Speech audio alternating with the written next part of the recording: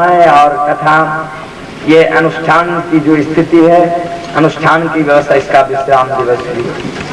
तो उद्धव जी महाराज बोले कि वासुदेव भगवती जासाम इत्यर्पितम मनः जासाम ब्रजवधू नाम। यह जो ब्रजवधू है, ब्रजांगना है, जासाम इत्यर्पितम मनः, यह जो शरणागति है, कहने वाले भले ही बहुत हो जाएं, वक्तारश्च प्राचुर्यम परंच कर्तारा भाव।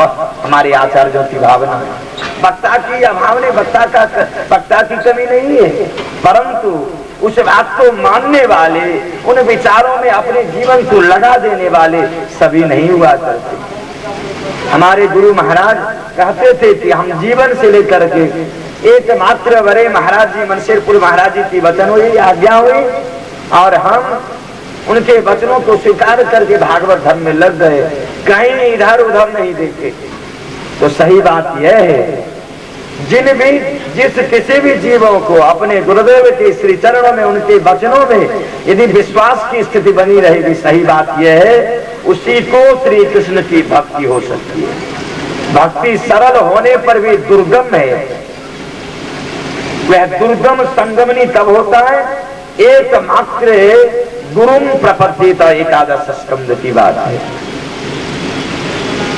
बोले कि जिज्ञासु श्रेय उत्तमम, उत्तम वस्तु के प्राप्ति की यदि अभिलाषा है किसी भी जीवों को, तभी आप भागवत धर्म से संयुक्त, भागवत धर्म से संयोजित जो गुरुदेव हैं, ऐसे गुरुदेव के चरणों का हाथ से लेकर के तत्र भागवतां धर्मं शिक्षेत गुरुवात्म देवतः अमाय वृत्ते जय तुष्येदात्मात्मदो हरि। अपने सारी वृत्तियों से आप गुरुदेव की प्रसन्नता लाभ कर लो। जिस क्षण आपके वृत्तियों से, आपके मानस चिंतन से, आपके मानस भाव से गुरुदेव को प्रसन्नता होगी, गुरु तत्व और गुरु कृपा शक्ति प्रसन्न होंगे, तबे तत्क्षण सद्यो हृदय अवरुध्यते प्रकृति शुश्रूषुभिः तत्क्षण। यह भागवत धर्म है। कर्म कांड में व अन्य साधनाओं में हो सकता है विलंब हो जाए फल की प्राप्ति में, परंतु यह भागवत धर्म जाना स्थाय न प्रमादित करे चित, जान भागवत धर्मांगा स्थाय। बोले कि जिस भागवत धर्म में तो करने की बात क्या कही जाए, कर लोगे तो बन ही गया, सुन लोगे तो भी बन गया। मैं कहता हूं कि आस्थाय, आस्था का मतलब क्या है? व्याकरण में पाणिनि ऋषि बतलाए हैं कि आ जो है अंग मर्यादा विधि पालन योग के अर्थ में आता प्रयोग होता है, और स्था जो है व्याकरण में अष्टागतिन वृत्तो व्याकरण में धातु है, और ल्यप प्रत्यय लगा करके आस्थाई शब्द निष्पन्न करके बनाते निर्माण किया जाता व्याकरण। आ उपसर्ग स्था धातु और ल्यप प्रत्यय आस्थाई शब्द। आस्था का मतलब है, देखो महाराज, यहाँ बहुत सारे व्यक्ति हैं, आप लोग आए हुए कथा में, कोई ऐसे भी व्यक्ति हैं जिनकी इच्छा है, लालसा है, नहीं आ पा रहे।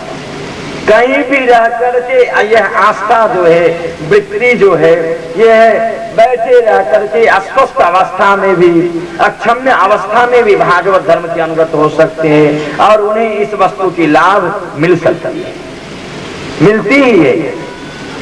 अस्तु उद्धव जी महाराज खूब गान किए।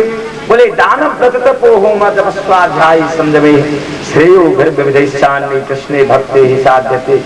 बोले कि दान व्रत तप होम जप स्वाध्याय संजमे, इन सभी साधनाओं का साधन और साध्य का यही फल है। श्रेयो भी विविधैश्चान्य, ये इतने साधनाओं के द्वारा कृष्णे भक्ति ही साध्यते। यह आप नहीं कह सकते हो। दान के द्वारा, जप के द्वारा, स्वाध्याय के द्वारा पुण्य की उपलब्धि हो सकती है, स्वर्ग की प्राप्ति हो सकती है। वह स्वर्ग कैसा है? तो तेतम भुक्ता स्वर्गे लोके क्षीणे पुण्य मर्त्य लोकम दिशंति। स्वर्ग को प्राप्त कर जाने पर भी जीवों को पुनः जन्म होता है, परंतु कृष्ण प्रणामी न पुनर्भवाय। एक बार जो भागवत धर्म में आस्था कर लिया, लालसा रख लिए, अपने वृत्ति के द्वारा भजन कर लिए, इन सिद्धांतों को अनुगमन कर लिए, अनुमोदन कर लिए, बोले कि धावन निवल्लवा नेत्रे न स्खलेन न पते दिया। इस धर्म के प्रवर्तक भगवान ने श्री गोविंद है।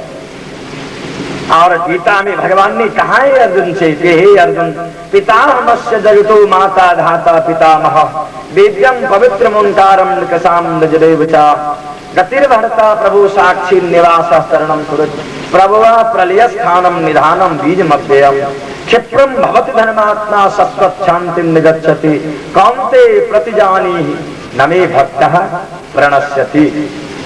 प्र उपसर्ग है व्याकरण में णस आदर्शनी धातु है। हमारे भक्त का, भागवत धर्मावलंबी भक्तों का विनाश नहीं होता है। भले हो सकता है कुछ देर के लिए विलंब हो जाए, समय लग जाए, भगवान अरे गुड्डी उड़े आकाश में, धागा मेरे पास में। भगवान अपने भक्त को रक्षा करने के लिए उनकी जितनी वृत्तियां हैं, उन वृत्ति रूपी धागा को अपने पास में रखते। आप कहीं भी भटको, कहीं भी ढूंढो, धागा तो मेरे पास में, तुमको आना ही पड़ेगा। यह व्यवस्था भागवत धर्म में जरूर ही है। इसलिए कलकाल के जीवों के लिए आश्रय लेने योग्य, समर्पित शरणागत होने योग्य यदि कोई भी साध्य है व साधन है, उभय दोनों साध्य और साधनों की व्यवस्था लगाने वाले एकमात्र भागवत जी। और हरे कृष्णा कृष्ण कृष्ण हरे हरे, हरे राम राम राम हरे हरे। श्री प्रबोधानंद सरस्वती पाद ने कहा है राधा रसोधानिधि ग्रंथ में कि पात्र विचाराणाम न तुरते नष्टम परम लिप्यते। अरे बहुत सारे भगवती स्वरूप में आए भगवान, अंशावतार, कलावतार, आवेशावतार, गुणावतार आदि विभिन्न रूपों में। परम अरे आप भजन कर रहे हो तो चलो स्वर्ग चलो, आपको गति मिल जाएगी, परंतु पापी व्यक्ति को कोई नहीं व्यवस्था लगाए है। हमारे प्रभु से महाप्रभु जी आए, बोले अरे जिसे नौका मिला हुआ है, जो नौका पर बैठ चुका हुआ है, आज न कल कुछ देर ही सही पार लग जाएगा। जो साधन से बहिर्मुख है, भगवान से बहिर्मुख है, कृष्ण भूलिए जीव अनादि बहिर्मुख, अतएव माया तारे दे संसारे दुख, ताते कृष्ण भजे करे गुरु सेवन, माया जाल छूटे पाई कृष्ण चरण चैतन्य चरितामृतम में हमारी आचार्य की भावना है कि श्री कृष्ण को विस्मरण कर जाने के कारण ही श्री कृष्ण की जो निजी शक्ति है माया शक्ति, इस माया शक्ति के चक्कर में पड़ करके व्यक्ति जीव झुलसने लगता है, अनेक प्रकार की पीड़ानुभूति होती है, दुखानुभूति होती है। अरे महाराज, आप दुख की स्थिति में रह करके यदि त्राण पाना चाहते हो तो हमारे आचार्य चाहते, मैं उपाय बतला रहा हूँ, चाहते कृष्ण भजे। अरे हरे कृष्ण नाम महामंत्र जपो और शरीर से कर्मेंद्रिय और ज्ञानेंद्रियों से आप गुरु जी की सेवा करो। बोले गुरु सेवा मैं कहता हूँ, यह यदि स्थिति चलेगी, ऐसी धारणा रहेगी, बनी रहेगी, तो मैं कहता हूँ माया जाल छूटे पाई मेरे चरण, आपको श्री कृष्ण के चरण की उपलब्धि हो जाएगी, प्राप्ति हो जाएगी, आप धन्य हो जाओगे, ब्रह्मांड को भी धन्य करोगे, ब्रह्मांड कार्य से शक्ति धरे बनेगे। एक भागवत धर्म में परिनिष्ठित व्यक्ति ब्रह्मांड का भी कल्याण करने में सक्षम है, यदि उनमें पूर्ण विश्वास हो, पूर्ण पकड़ हो। तब अस्तु महाप्रभु आए, बोले पात्र विचारा नाम न तुरते, मैं पात्र और अपात्र नहीं देखता हूँ। एक ही संकल्प है हमारे श्रीमद महाप्रभु जी का कि एक बार हरे कृष्ण हरे राम तत पाप हरे, पाप की शक्ति नहीं तत पाप करे। एक बार मैं अपनी भावना से भावित होकर के कह रहा हूँ, जड़ रूप में ही सही, बनावटी रूप में ही सही, एक बार तू हमारी समक्ष, हमारी दृष्टि के समक्ष तू हरे कृष्ण कृष्ण कृष्ण हरे हरे, हरे राम राम राम हरे हरे कह दो, मैं तुम्हारे जन्मांतरी रक्तार्जित पापों को ले लूंगा और उसके बदले में श्री कृष्ण प्रेम की प्राप्ति हो जाएगी। इसका मतलब क्या है? एक नाम में यदि इतनी शक्ति है, कोई कहेंगे विचार करेंगे भाई हम पाप कर लेंगे, एक बार नाम जप लेंगे, नहीं जी, यह नामापराध है। नाम के बल पर अपराध करना यह नामापराध की स्थिति है। जो अज्ञानावस्था में, अबोधावस्था में जो भूल चूक कर लिए, उसका उन लोगों का प्रायश्चित तो नाम के द्वारा जरूर ही संभव है, परंतु यदि नाम का आधार बना करके आप पाप कर्म में प्रवृत्त होगे तो दंड भुगतना पड़ेगा। अवश्यमेव भोक्तव्यम कृतम कर्मस्वभावजम। जीव मात्र के लिए यह संविधान है कि आपको शुभाशुभ कर्मों का परिणाम भुगतना ही पड़ेगा। उसमें जो समर्थन करेंगे, अनुमोदन करेंगे, शेर रूप में उन्हें भी भोगना पड़ेगा। श्री वृंदावन बिहारी लाल की। उद्धव जी महाराज इस प्रकार से ब्रजवासियों की गुणगान करने लगे।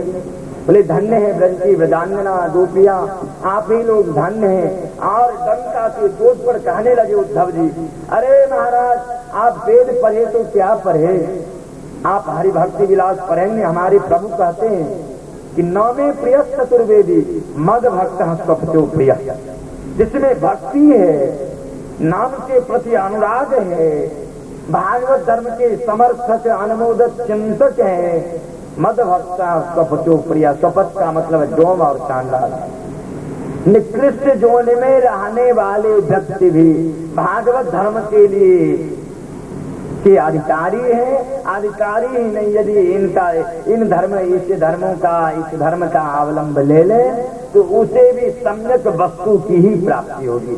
यह अवश्यम भावी है, कहीं व्यतिरेक नहीं है सिद्धांत।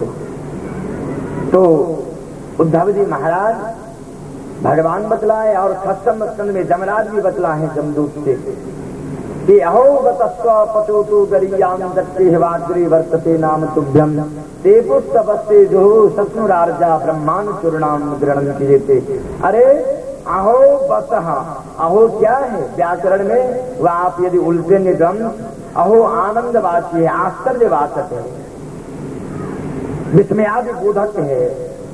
तो अहो बतः तो पचो तो गरियाम, तपस मतलब डोम, अतः गरियाम इसलिए मान है, चिंतनीय है, पूजनीय है। बोले क्यों? जग्जी वाग्रे वर्षते नाम तुभ्यम। बड़े बड़े कर्मकांडियों को आप दर्शन करोगे, उनके जीवा से यह नाम उच्चरित नहीं होगा। भगवान के नामों का उच्चारण, भगवान के धर्मों में, भागवत धर्म में प्रीति, जब तक गुरुदेव और संत की सानिध्यता नहीं मिलेगी तब तक संभव नहीं। परिश्रम आप कर सकते हो, परिश्रम के द्वारा पुण्य की उपलब्धि हो जाएगी, कुछ संसार की सुख सुविधा मिल जाएगी, परंतु आप अनादिकाल के दुख से छुटकारा पा जाओगे।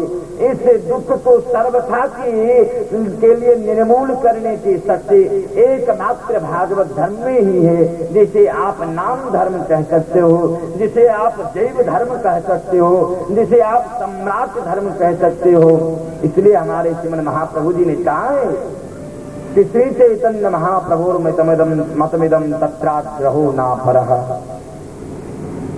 अस्तु उद्धव जी महाराज गान करने लगे कि क्वेमा स्त्रियो वनचरण व्यभिचार दुष्टा। अरे महाराज ये कहाँ ये स्त्रियां जिसे वेद में अधिकार नहीं है, वेद मंत्रों का उच्चारण नहीं कर सकती है, स्त्री सुद्रव्य बंधु नाम त्रयी न कृति गोचरम। भागवत धर्म की व्यवस्था क्यों हुआ, कैसे व्यवस्था हुई है? नारद जी महाराज समझाए वेद व्यास जी की वार्ता के क्रम में प्रथम स्कंध में, स्त्री शूद्र और द्विज इन लोगों का अधिकार वेद में नहीं है। वेद पाठी भवेद विप्रः। विप्र पदवाच्य सार्थक तभी होता जब आप वेद पाठ करोगे तब ना। तो इन लोगों को अनधिकार समझ करके भागवत धर्म से हटा दिया गया, मूल धर्म से हटा दिया गया था। नारद जी महाराज जो आचार्य हैं, दयालु हैं, कृपालु, उन्होंने चिंतन किया, अरे महाराज कोई कोई जीव आकर के 1 वर्ष की अवस्था में, 2 वर्ष की अवस्था में मर जाते। उपनयन संस्कार तो 1-2 वर्ष में नहीं हुआ करता है, क्या उसे अगति हो जा ना? अरे जन्म लेने के तुरंत बाद भी आप भागवत धर्म का अनुष्ठान कर सकते हो, भागवत धर्म का आश्रय ले सकते हो। यह विशेषता अन्य धर्म में नहीं है। आप कहोगे कैसे? प्रहलाद जी महाराज ने कहा है, कौमार आचरित प्राज्ञ धर्मान भागवतानी है। संसार में बहुत सारे विज्ञ व्यक्ति लोग कहा करते हैं कि भजन के लिए अवस्था है। अरे महाराज, अभी संसार में रहो, संसार का काम करो, वृद्धावस्था हो जाएगी, भजन करेंगे वृद्धावस्था में। यदि ऐसी स्थिति रहती, यदि यह सिद्धांत रहता, तो प्रहलाद जी महाराज क्यों कहते थे कौमार आचरित प्राज्ञ धर्मान भागवतानी है, दुर्लभो मानुषो देहो देहिनाम क्षणभंगुर। बोले क्षणभंगुर है, कोई निश्चित समय नहीं है का जब ही जन्म हुआ, हो सकता है अगले क्षण में आप मरते मृत्यु अवस्था को प्राप्त हो जाओगे। इसलिए जब ही जन्म हो तब क्षण उसी समय से तब समय से ही गुरुजन संत वैष्णव की कृपा से भजन में लग जाना चाहिए। श्री वृंदावन बिहारी लाल की। बोले कृष्ण क्वचैत परमात्मा निरूढ़ भावा। चैतन्य चरितामृतम में रूढ़ भाव अधिरूढ़ भाव क्या है देख लेंगे। व्याख्या करने के लिए समय का अभाव है, इसलिए प्रासंग को लेकर के हम आगे बढ़ रहे हैं। कृष्ण क्वचैत परमात्मा निरूढ़ भाव। बड़े बड़े वेदाध्येता जोगानगामी अध्येता लोगों की मति उलझी हुई है, वह मति तब श्री कृष्ण में लगती है। आप चतुर्थ स्कंध में उलट लेंगे, नारद जी महाराज बतलाए हैं प्राचीन वर्ग से कि यदा यमन गृहणाति भगवान आत्मा भावितः सहजहात्मतिम लोके वेदे च परिनिष्ठिताम। वेद के द्वारा वेद को सामंजस्य करते हुए वेद की निंदा नहीं की जाती है। वेद की व्यवस्था भगवान लगाए हैं, परंतु वेद भगवान आप दसम स्कंद के 87 अध्याय में पढ़ेंगे। वेद भगवान श्री कृष्ण के लिए जसोगान करते हैं। आगे कथा होगी। वेद भगवान वेद स्तुति से प्रसिद्ध है, जिसमें अलौकिक रहस्य दिव्य भाव है। संत महात्मा लोग सही बात यह है, यदि समय दिया जाए और कोई समय की पाबंदी नहीं और गुरुदेव की कृपा हो तो एक वेद स्तुति की व्याख्या में यह 3 घंटे लग सकते हैं। कारण भागवत जी के एक एक शब्द में एक एक श्लोक की यदि व्याख्या कहाँ से संभव है। पातंजलि महाभाष्य में पातंजलि जी का कथन है कि बृहस्पतिश्च प्रवक्ता इंद्रश्चाध्येता श्रोता दिव्यम वर्ष सहस्रम पदपदोक्तम शब्दानाम शब्द पारायणम ध्रुवाच नामतम जगामा। बृहस्पति देवता एक शब्दों की व्याख्या करने लगे, अपने दिव्य वर्षों से हजारों वर्षों तक व्याख्या की, नामतम जगामा। शब्दों की व्याख्या नहीं हो पाई, तब हम ऐसे तुच्छ व्यक्ति शब्दों की व्याख्या कैसे करेंगे? पूर्ण व्याख्या संभव नहीं है। बोले कृष्ण क्वचैत परमात्मा निरूढ़ भाव नन्विस्तरोनु भजतो विदुषो विदामा। बड़े बड़े विद्वान कहते अरे कन्हैया भगवान है, अरे पूजा करो, फूल चढ़ाओ, अक्षत चढ़ाओ, आरती दो, भोग लगाओ। परंतु यहाँ तो देखते हैं ताही अहीर की छाहरिया छतिया भरे छाछ पे नाच नचावे। यहाँ तो वह ब्रह्म नाच रहा है, घर घर में गली गली में नृत्य कर रहा है। और नृत्य करने का उद्देश्य एक ही है कि हमारी सभी वृत्तियों से, सभी क्रिया से, आचरण से ब्रजवासी प्रसन्न हो। वे एक छाछ के लोग पर, दूध के लोग पर, मक्खन के लोग पर मैया कहती कन्हैया नाच करके दिखाए दो, हम छाछ खिलाएंगे, मक्खन दौना देंगे, आप नाच करके दिखाओ। मैया मक्खन दोगी? हाँ लाला, तुम्हारे लिए ही मक्खन हम रखे हुए। कैसा मक्खन है? ताजा मक्खन है। बोले तब नाच करके दिखाए रहे हो। तुरंत एक हाथ कमर और एक हाथ माथा खूब ढंग से नाच रहे। इनके नृत्य मुद्रा को देखने के लिए महादेव बाबा, नारद ऋषि, ब्रह्मा आदि सुरवृंद दत्र तत्र स्थित होकर के दर्शन कर रहे हैं। अरे प्रभु के इशारे पर सारे संसार के जीव को नाचते हुए तो देखा गया है। आज वह परब्रह्म नहीं, अरे ब्रज में कनुआ है। मैया यह नहीं कहती भगवान, अरे कनुआ, अरे जदकुल कमल दिवाकर। बसदेव बाबा देवती मैया ऐश्वर्य से युक्त होकर के कहते अरे जदकुल कमल दिवाकर। और हमारी जसोदा मैया कहते अरे कन्हैया, अरे कनुआ। कोई कहते अरे ग्वालवाल, कहते गोविंद, गोपाल, मुरारी, इस प्रकार के नामों से आह्वान करते। कन्हैया जहाँ है सारे काम को विराम दे करते, विश्राम दे करते, ब्रजवासियों की आह्वान स्थिति को देख करके तुरंत वहाँ विराजमान हो जाते हैं। यही स्थिति तो यह भाव तो बहुत गंभीर है। गंभीरता हमसे संभव नहीं है, हम तो एक अलग प्रवाह में कथा कहते। हमारे महाराज जी बहुत गंभीर में कथा कहते हैं, तो हो सकता है कालांतर में उनकी कृपा हो, हम भी गंभीरता को प्राप्त करें। हम तो अभी एक प्रवाह में प्रवहित होते रहते प्रसंग को लेकर के। अब 2 श्लोक के द्वारा हम इस अध्याय को विश्राम दे रहे हैं। जब उद्धव जी जाने लगे ब्रज की स्थिति में, अरे भक्तिमय हो गए, ज्ञान की बजी डुगडुगी भक्ति की बाजी। भक्ति की ध्वनि में उद्धव जी महाराज याचना करने लगे, कन्हैया है तो कितनी दूरी पर परस्तारे है कन्हैया, अब हमें कुछ भी नहीं चाहिए, ना ब्रह्मा का पद, ना शिव का पद, ना विष्णु का पद, कोई भी नहीं, सब क्या चाहिए? ऐसी लालसा है। आशा महो चरण रे नुजुसाम हम श्याम, वृंदावने किमपि गुल मलतोषधीनाम, यादुस्त्यजम स्वजन मार्ग पथम चहित्वा, भेदुर्मुकुंद पदवीं श्रुतिभिर्विद्याम। आसाम महो चरण रेणु जुषाम हम श्याम। अब हमारा जीवन इसी में धन्य होगा। हे कन्हैया, हे ब्रजवासियों, आपके चरण रज को हम धारण करके अपने मस्तक पर लगा करके आप लोगों के चरणों में यह मैं नम्र निवेदन है, यह लालसा है। चरण रेणु जुषाम हम श्याम, वृंदावने किमपि गुलमलतोषधीनाम।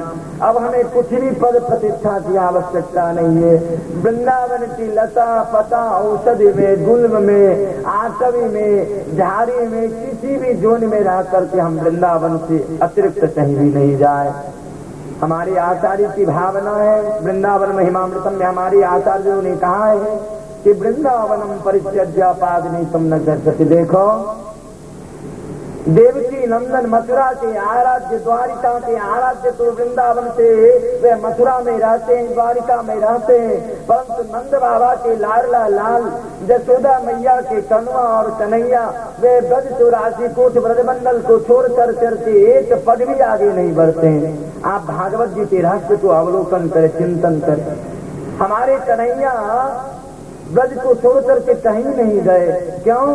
ब्रजवासियों से अलग होकर के कन्हैया का अस्तित्व शून्य है, शून्य है। इस शून्य की महत्ता कब बढ़ती है? देखो, वैसे तो शून्य की महत्ता नहीं है, परंतु शून्य के पीछे यदि एक जोड़ दोगे, एक लगा दो व 2 लगा दो तो 10 गुने अधिक हो जाते हैं। वैसे ही कन्हैया की महिमा, कन्हैया की रौनकता, कन्हैया की खुशबू सब प्रस्फुटित होती है, विकसित होती है, वातावरण में बिखरती है जब कन्हैया के पीछे ब्रजवासी संयोजित रहते हैं।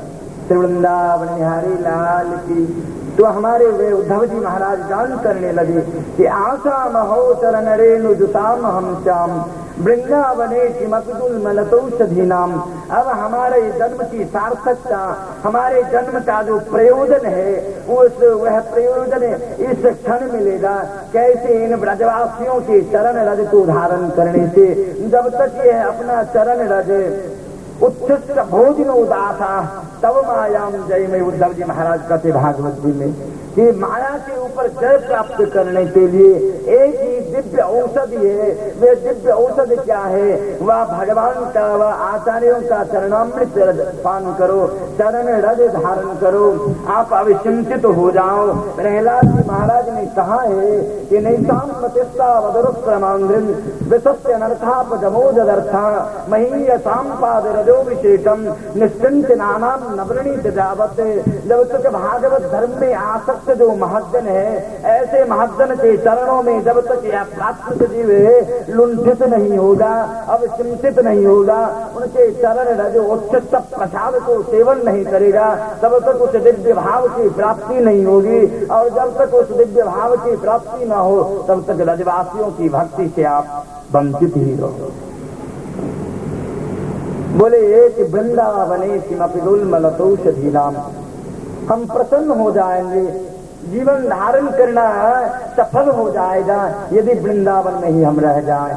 अब नंद बाबा आए, मैया यशोदा आए, उद्धव जी कहने लगे कि युवाम श्लाघ्यतम उदूनम, आप दोनों ही धन्य हैं। क्यों? अरे अन्य के लिए तो कन्हैया भगवान है, गोलोकेश्वर है, गोलोक का अधिपति है, परंतु आप कन्हैया को मानते कि हमारा लाडला है, हमारा लाल है, हमारा गोपाल है, हमारा गोविंद है। इन नामों से जब मैया पुकार के अरे गोविंद आ जाओ, तो कन्हैया प्रसन्न हो जाते। क्यों? गोविंद की अपनी महत्ता नहीं है, गोवर्धन धारण के तब इनका नाम गोविंद हुआ। और कल की कथा में आप लोगों ने श्रवण किया है, देवराज इंद्र के ऊपर भगवान कुपित नहीं हुए। क्यों नहीं कुपित हुए?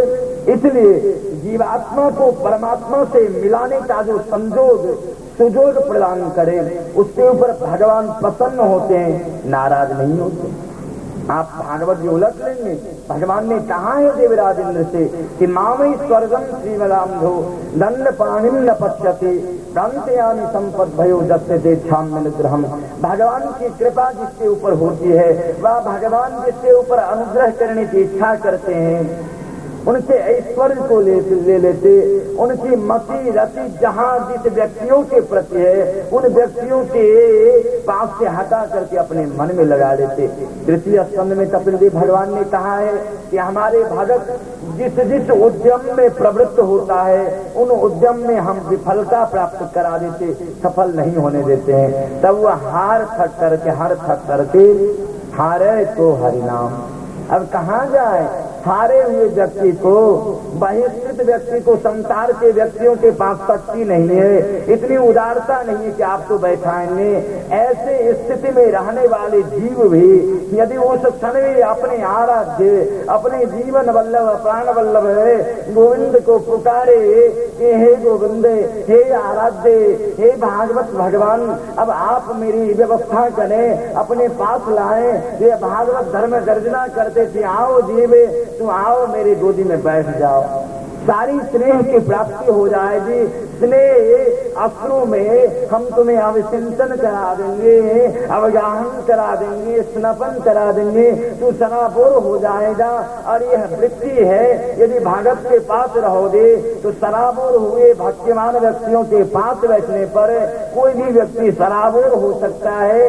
भूले भटके हुए जीवों की मत भी भगवान में लगी जाती है, वह भक्त्यानुगामी हो जाता है। अब तो समय का अभाव है, इसलिए विशेष कथा नहीं करते। अब नंद बाबा कह रहे थे, हे उद्धव जी आप जानो और हमारी कन्हैया से कहनो कि मनसो वृत्तयो नास्यो कृष्ण पादाम्बुजाश्रया।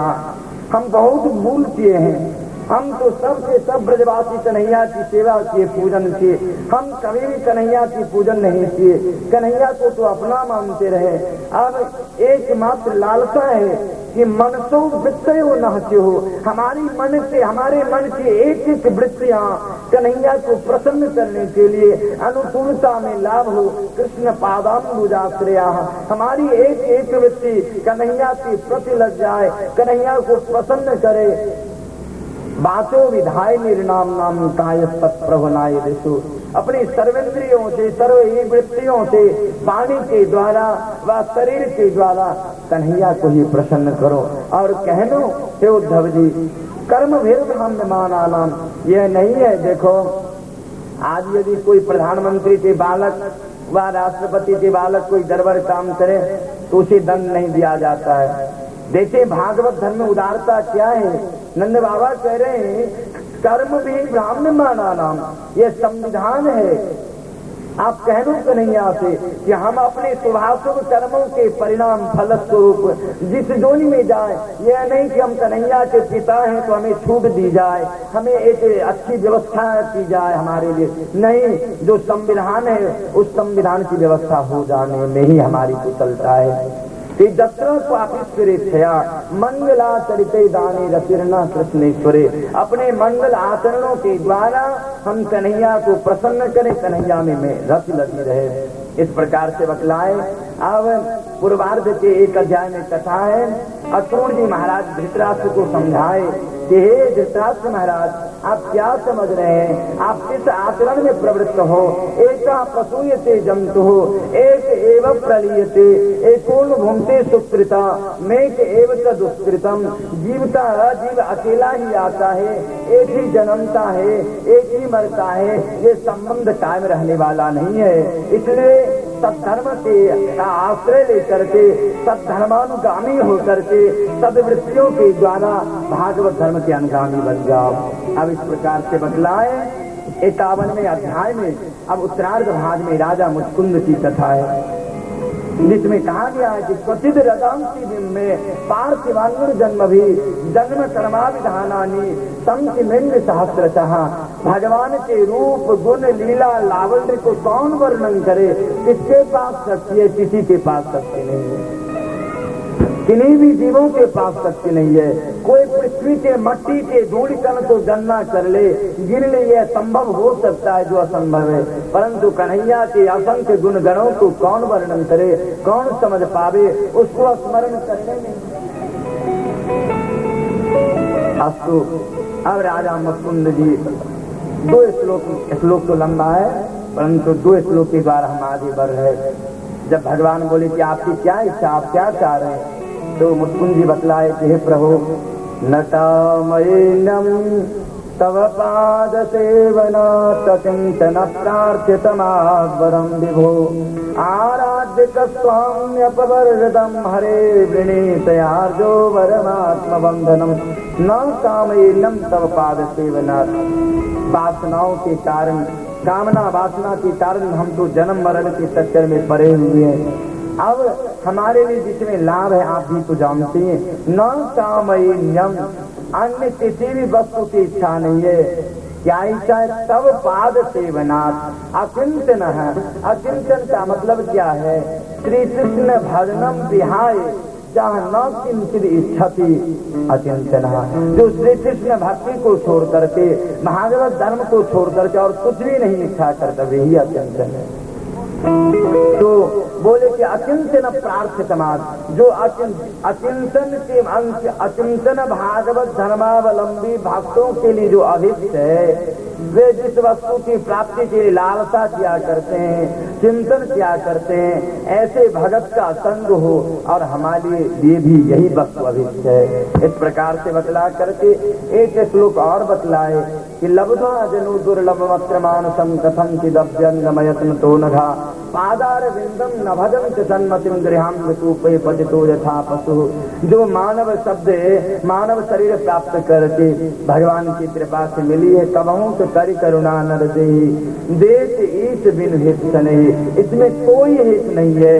जीव की दुर्दशा को देख करके भगवान में जो करुणा कारुण्य गुण है, वे गुण विकसित हो गया। जीव के पास, जीव के प्रति दृष्टिपात के, दर्शन के, इनकी विकलता को, इनके कष्ट स्थिति को देख करके दया हो आए, जाओ एक बार मानव शरीर ले लो।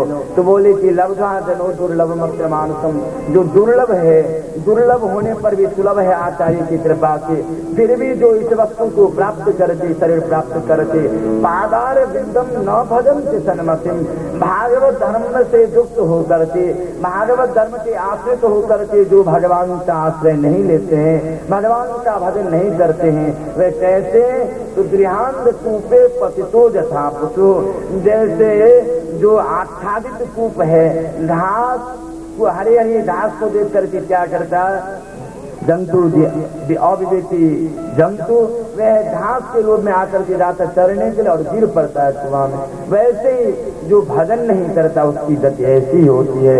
अब परम भागवत परीक्षित जी महाराज जिज्ञासा किए कि वेदा हम रुक्मिना द्वेषान नमोद बाहु निवारितः, श्री कृष्ण रुक्मिणी महारानी के पाणी ग्रहण कैसे किए, कैसे उनके साथ संबंध हो गया? क्यों? शिशुपाल की इच्छा थी कि हमारी बहन का विवाह किसके साथ हो, इनके जो भाई है रुक्मी, इनकी इच्छा थी कि हमारे बहन का विवाह संबंध शिशुपाल के साथ हो। सभी राजा लोग चाहते थे कि इनका संबंध इसके साथ हो, परंतु रुक्मिणी महारानी के दरबार में एक ब्राह्मण देवता आते थे। ब्राह्मण का मतलब क्या है? ब्राह्मण का धर्म क्या है? ब्राह्मण की यही वृत्ति है, दान लेना, दान देना, वेद पाठ करना और वेद पाठ करवाना। इन साधनों के द्वारा, इन वृत्तियों के द्वारा जो कुछ आयाती होकर के जो कुछ मिल जाए, उससे जीवन निर्वाह करके संतुष्ट रहने वाले ही ब्राह्मण कहलाएंगे भागवत।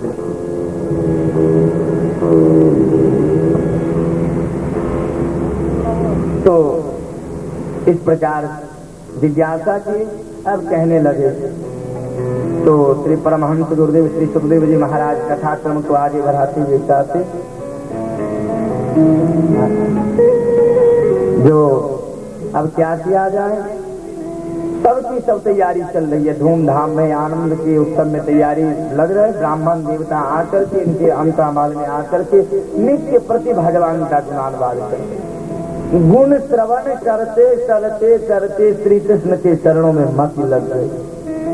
इधर जब रुक्मिणी महारानी को मालूम हुआ, जानकारी मिली कि हमारा संबंध किससे हो रहा है जो मरने वाला है, अरे बर बरो श्री गोपाल को जो चुरलो अमर हो जाए, ऐसो वर को बड़े जो जन्म में मर जाए। ये जन्म में मरने वाले पति हैं। सही बात यह है कि सवै पति चाद कुतो भय स्वयं समन्तता पाति भयातुरंजनम एक एवेत रथामिथो भयम नैवात्म लाभात अभिमन्यते परम। एक सभी जीव के लिए पति का मतलब है आश्रिता नाम स्वजना नाम सर्वतो भावेना रक्षति दुखम निवारय दुखाप निवारयति तत्सम दूरी करोति सैव पति। तो इस प्रकार से व्यवस्था लगाए।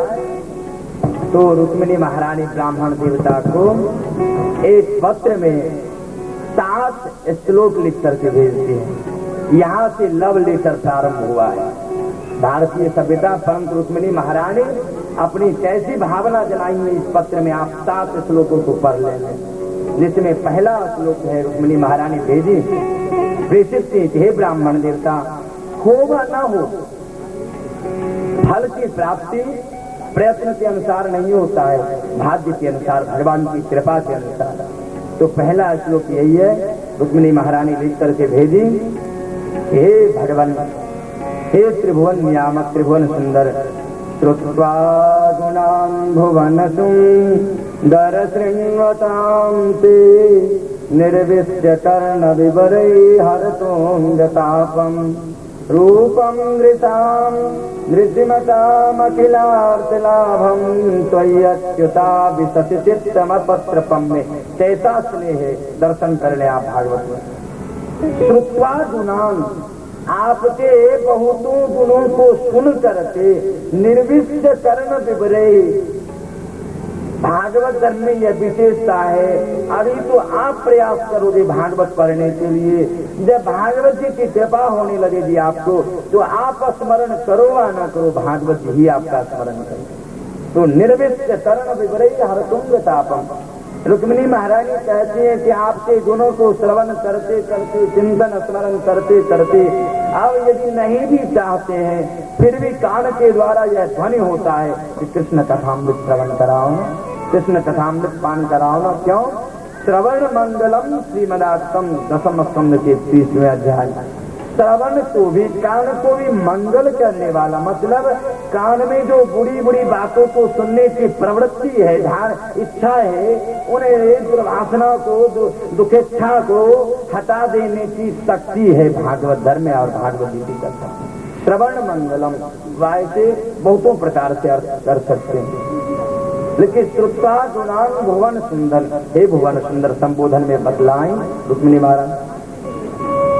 त्रिण्वताम से निर्विश्य कर्ण विवरै हरतुंग तापम, जो सभी अंगों के तापों को हरण करने वाली आपकी कथा।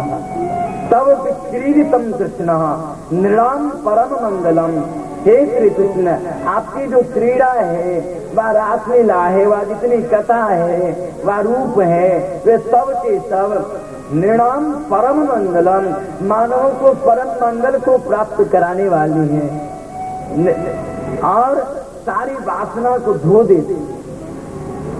इस प्रकार से बतला करके बोले कि त्वयि अच्युता, त्वयि अच्युता, हे अच्युत, आप में विशति, विश्व प्रवेश ने व्याकरण में धातु, चित्तम अपत्रपम में बलात् हठात अपने चित्त आपके प्रति, आपके चरणों के प्रति समर्पित हो चुकी। अब जो करे, एक बात और जान ले कि धीरा कुलवती नवृणी कन्या काले नृसिंह मरलोक मनोज, कौन ऐसी धीरवती कुलवती कन्या होगी जो आपको नापसंद करे।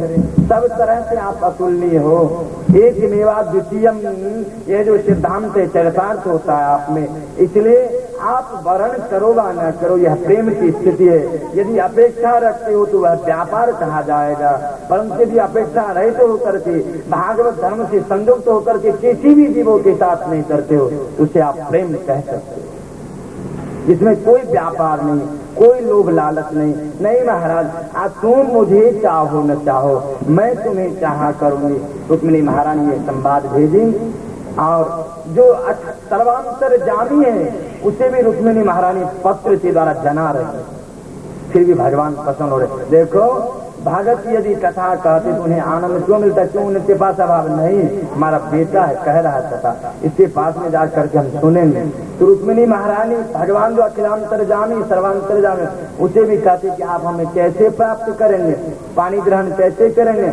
हमारे कुल परंपरा का एक रिवाज है कि विवाह के मांगलिक अवसर पर जो वधू है, कन्या है, विवाह जोग्या है, वे अपनी सहेलियों के साथ गिरिजा मंदिर की तरफ जाती हैं, गीत गान करते हुए, पद गान करते हुए गिरिजा जी की पूजन करते हैं, उनके आशीर्वाद को प्राप्त करके वर को प्राप्त करते हैं। वही समय है आप हमें प्राप्त कर सकते हैं, बतलाएं।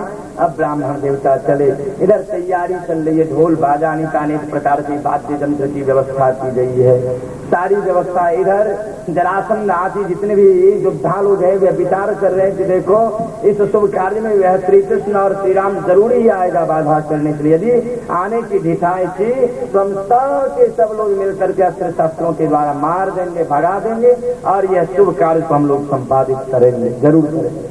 सब लोग सज धज करके आ रहे हैं, सारी तैयारी हो रही, व्यवस्था चल रही है।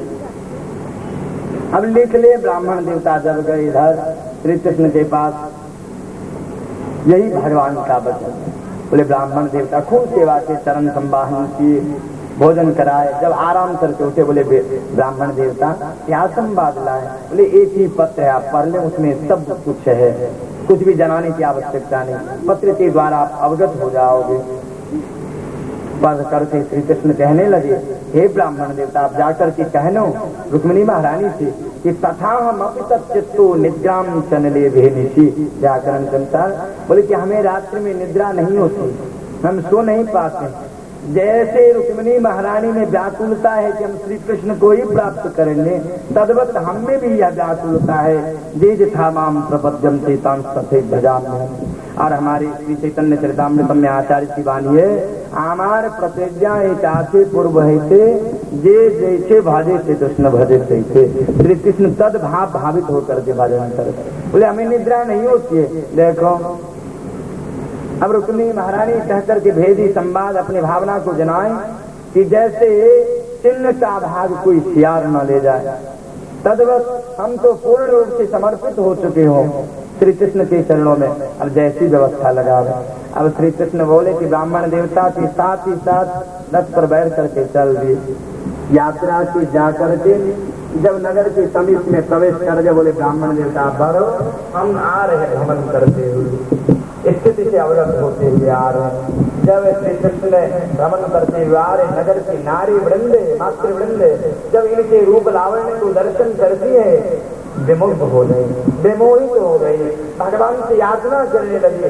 ये जो मातृवृंद अभी तक याचना नहीं की, उनमें याचना की प्रवृत्ति हो गई, उनमें एक काम की स्थिति हो गई। वह काम क्या है?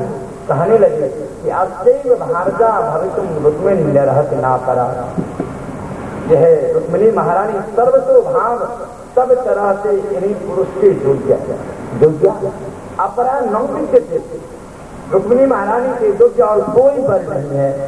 भूयात् पतिर्मे भगवान कृष्ण तदनुमोदताम। श्री कृष्ण ही के पत्र हो।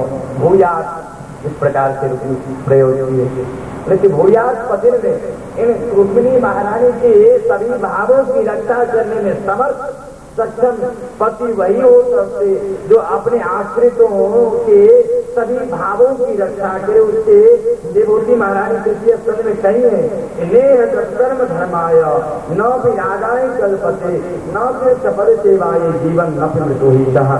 जिन पति के द्वारा जिनका संग प्राप्त करते पत्नी को वैराग्य न हो, धाम भ्रमण करने की सुविधा न मिले, संत वैष्णव की सेवा करने की सुযোগ न मिले,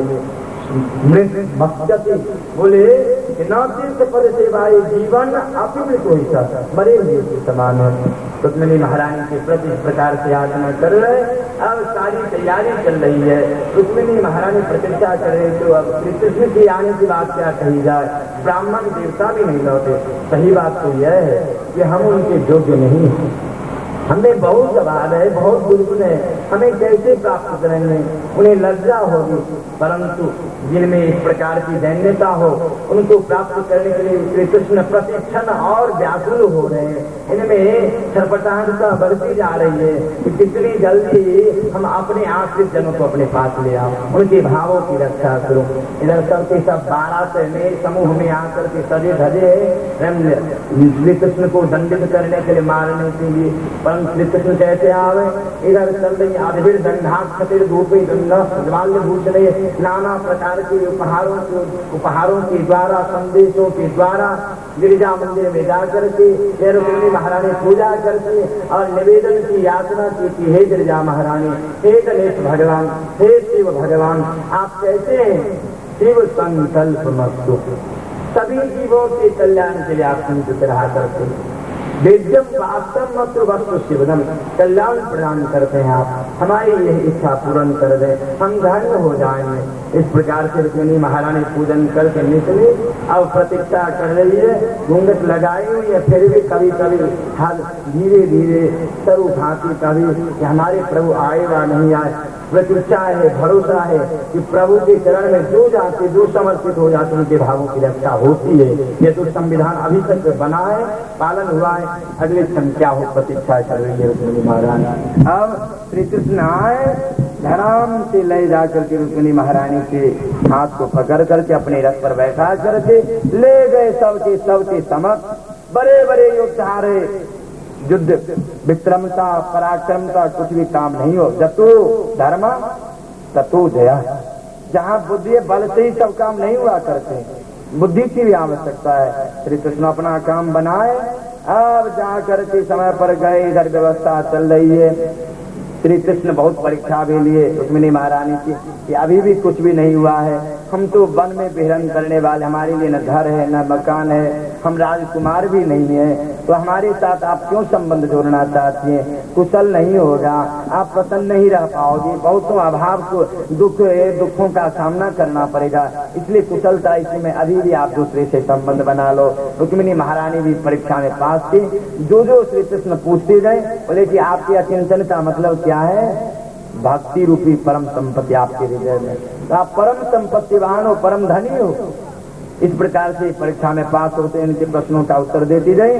समय पर चल करके अब कुंदनपुर में जा करके सबके सब मातृवृंद दान कर रही है। मोहे प्यारो लागो सावरिया, इस प्रकार से विवाह की धूम धड़ाका चल रही है। इस प्रकार से श्री कृष्ण जब बैठे तो महाराज इन्हें तो लेकर के भागे थे, इन्हें आभूषण नहीं है, न रत्न है, कोई न आभूषण है न गहने, सब क्या किया जाए? नजरवासियों ने विचार किया, रुक्मिणी महारानी हमारा नहीं है, हमारे, हम सभी लोग अपने अपने घर से आभूषण को दें। सभी मैया जितनी भी कुमारी लड़की है व पुरुष जन है, सब के सब अपने अपने घर से एक आभूषण, 2 आभूषण, 4 आभूषण लाने लगे। और खूब समय पर चल करके रुक्मिणी महारानी के साथ श्री कृष्ण का यह शुभ कार्य मांगलिक उत्सव की व्यवस्था लग गई और समय पर चल करके सारी व्यवस्था हो गई। अब यदि आप श्री वृंदावन बिहारी लाल की।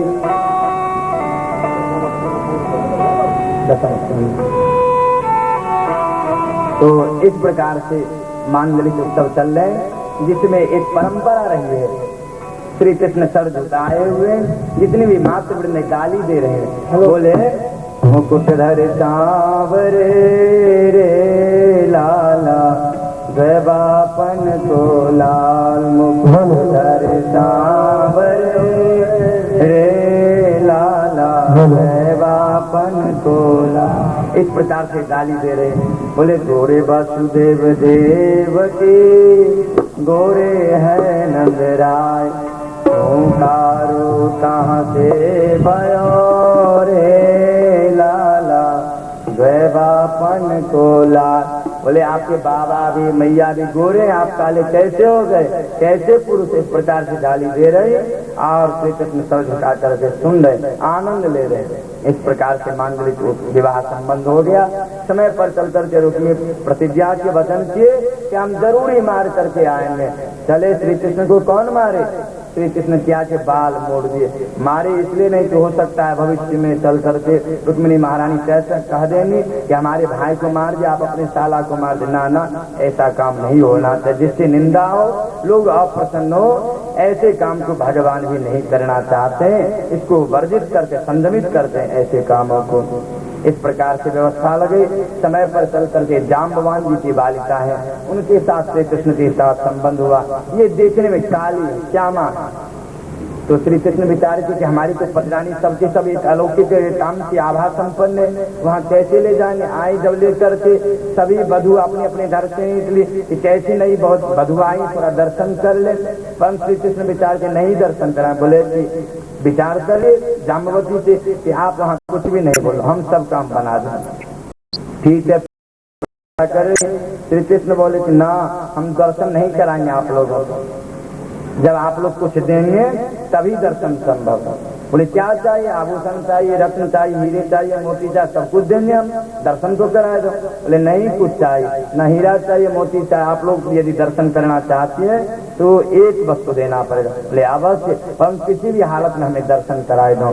तो श्री कृष्ण बोले कि आप एक एकादशी व्रत के फल को दे दें। तो इस प्रकार से चीजें व्यवस्था लगाए और एकादशी से पुण्य को लेकर के यह जो श्यामा है गौरांगी हो गई, सुंदर हो गए, आभा संपन्न हो गए। अब सभी सबके सब वधु दर्शन के खूब आनंद मनाए, खूब आनंद मनाए। ऐसे बहुत और हो तो और लेते आओ। इस प्रकार से आनंद की क्रिया चल रही है। समय पर चल करके अब क्या किया जाए। कितने बार तो श्री कृष्ण जरासंध के पास कितने अक्षौहिणी सेना है, एक बार दो बार 17 बार पराजय को प्राप्त होकर के जरासंध पराजय को प्राप्त हुए। फिर भी हट नहीं तो अंत में चल करके बहुतों ब्राह्मणों की सेवा करने लगे। ब्राह्मण लोग तो भोजन के प्रेम में खूब भोजन कराए। बोले विजयी भावा, विजयी भावा। अब विजय की आशीर्वाद लेकर के जरासंध चढ़ाए किए, भगवान रणछोड़ हो गए। क्यों? यदि ब्राह्मण के वचन झूठे हो जाएंगे, ये भोजन नहीं चलाएगा, ब्राह्मण के चरणों में प्रेम नहीं, आस्था नहीं रहेगी, इसका कल्याण हो जाएगा और ब्राह्मण सताए जाएंगे। इसलिए ब्राह्मण के वचनों को रखने के लिए श्री कृष्ण रणछोड़ हो गए। फिर भी क्या किया जाए। अंत में चल करके जब ये एक यज्ञ की तैयारी होने जा रही है, श्री कृष्ण विचार के कि दो काम है, आप सबसे पहले किस काम को करना चाहते हैं। बोले कि पहले जरासंध का काम तमाम कर ले, तब हम लोग यज्ञ करेंगे। ठीक है। तो अब श्री कृष्ण अर्जुन भीम रूप बदल करके परिवर्तन करके गए याचक के रूप में। जरासंध को जानकारी हो गई, रूप को देख करके हाव भाव स्वभाव से अवगत हो गए। बोले आप लोग रूप परिवर्तन करके फिर भी कैसे आए हैं, हमारे द्वार पर अतिथि रूप में आए, आपकी क्या इच्छा है। बोले कि युद्धम नो देहि राजेंद्र, हमें कुछ भी नहीं चाहिए, हमें युद्ध चाहिए। तब क्या किया जाए। जरासंध बोले श्री कृष्ण आपसे हम नहीं लड़ेंगे, आप तो रणछोड़ हो, यह अर्जुन है दुबला पतला है, ये हमारे साथ नहीं जीत पाएगा, नहीं ठहर पाएगा। तब कुछ देर यह ठहर जाएंगे भीम, इसलिए इससे युद्ध की व्यवस्था लगा। एक गद्दाली भीम जी और एक गद्दाली जरासंध जी, अब दोनों युद्ध कर 27 दिनों तक यही युद्ध चला, न किसी को जय न किसी को पराजय। युद्ध में लगे हुए, परिश्रम में लगे हुए, अपने कर्तव्य में लगे हुए। अब भीम थक करके बोले कि हे प्रभु अब हम युद्ध नहीं करेंगे, थक गए, अब विजय नहीं हो, पराजय मिल जाएगी। श्री कृष्ण बोले अब आप जाओ, पहले के युद्ध में हम इशारा करेंगे, संकेत कर देंगे, आप संकेत को समझ करके ऐसी व्यवस्था लगा देना। श्री कृष्ण जानते हैं दरया संभिता, ये जरासंध अपने माता के एक गर्भ से जब जन्म लिए तो एक हाथ, एक पैर, एक कान, एक नाक, एक आंख, इस प्रकार से अलग, इस प्रकार से 2 पार्ट में रहे। मृतक रूप में। जरा नाम की जोड़नी रही, वे जोड़ विद्या जानती थी, वह क्या की तो दोनों अंगों को जोड़ दी, दोनों भागों को जोड़ दी, इसलिए उनका नाम जरया संविता जरासंधा। जरा नाम की जोड़नी के द्वारा संध कर दी गई, जोड़ दिया गया, इसलिए इनका नाम जरासंध। श्री कृष्ण इस तरह से वो जानते हैं। कल के युद्ध में संकेत किए, एक तीर्ण को लेकर के भीम समझ गए, जरासंध के पैर पर पैर रख करके 2 पार्ट कर दिए, राम नाम सत्य हो गया, जरासंध मारे गए। अब इनके द्वारा इनके जेल में कारागार में जितने जो बड़े बड़े बड़े योद्धा हैं, उनके पास जा करके दर्शन दे, श्री कृष्ण का दर्शन करके सबके सब आनंदित हो गए। जेल भी आनंद का विषय हो गया। क्यों? सब लोग प्रार्थना करने, भूया अनुग्रह, बोले जी बहुत कृपा की, जरासंध हम लोगों को सताए नहीं। आज भी हम लोग राजा रहते, राजपाट में रहते, आपका दर्शन नहीं होता। धन्य है जरासंध जो जेल में बंद किए और जरासंध को मार करके आप हम लोगों को उद्धार के दर्शन दिए, आनंद हो गया। इस प्रकार से बहुतों का कल्याण करके श्री कृष्ण अब चले। अब एक उषा है, इस समय की बात है, रात्रि के समय में एक स्वप्न देखते हैं। स्वप्न में एक बहुत सुंदर पुरुषों को देख करके जब प्रातः उठी जगती है, उदासता है। इनकी एक साथी सहेली जिनका नाम चित्रलेखा है, वह चित्र बनाना जानती है। बोले हरी सखी आप उदास क्यों हो? लगता है कि किसी चित्र चोरवा मनमोर के द्वारा आपके मन की वृत्तियों को, आपके चित्र को चुरा लिया गया है। हाँ बात तो सही है। बोले आप पहचान सकते हो, हम चित्र बना करके दिखाएंगे। हाँ बोले अवश्य। तो विभिन्न प्रकार के चित्र कला की विद्या थी, चित्र बनाए, पहचानो आपके पति कौन है। अब बनाते बनाते जब बना दिए तो चित्र दर्शन